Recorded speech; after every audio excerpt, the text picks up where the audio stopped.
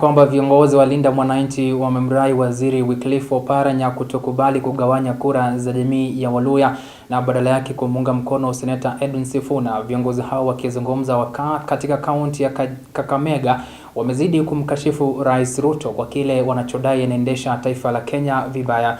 Ni taarifa ambayo imeandaliwa kwa kina na mwanahabari wetu Mary Kyalo.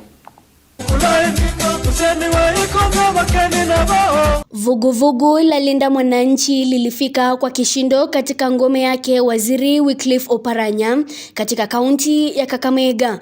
Viongozi wa vuguvugu hilo hawakusita kumsihi Oparanya kutokubali kugawanya kura za jamii ya Waluhya baada ya semi kuibuka kuwa chama cha ODM kinapania kumchagua kiongozi huyo kama mgombea mwenza wa Rais Ruto wakati wa uchaguzi mkuu.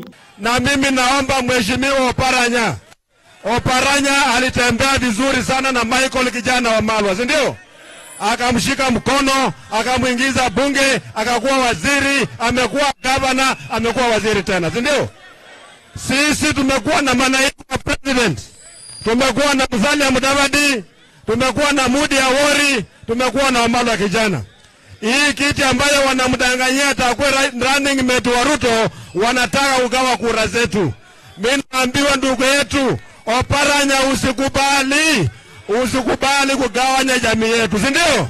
Kiongozi wa vuguvugu hilo Seneta Edwin Sifuna amemrai Oparanya kumuunga mkono katika safari yake ya kuwa rais wa Kenya. Ile kitu nataka kukuomba Oparanya, kama baba yangu, hata kama haukubaliani na mimi naomba unibariki niende hii safari. Baraka tu. Sikuombi pesa, sikuombi kitu kingine yoyote.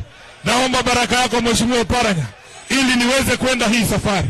Wangapi wanakubaliana na mimi?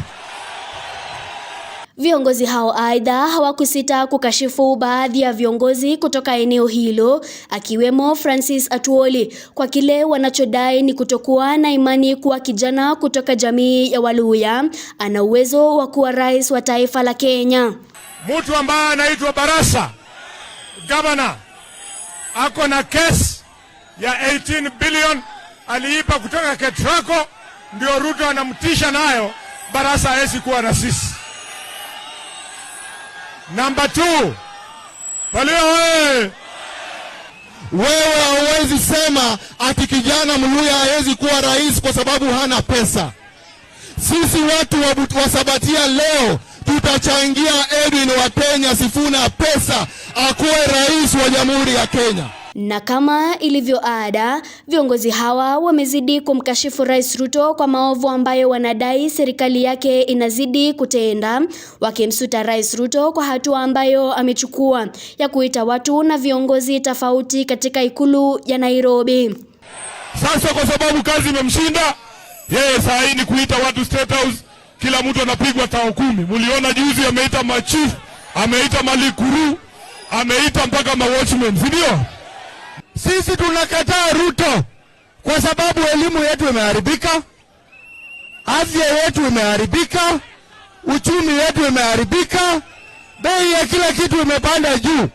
Lakini Ruto anatembea akituambia sasa tusahau shida zake zote, ati anatupatia mpango ya 2060. Mary Kyalo, Undugu TV.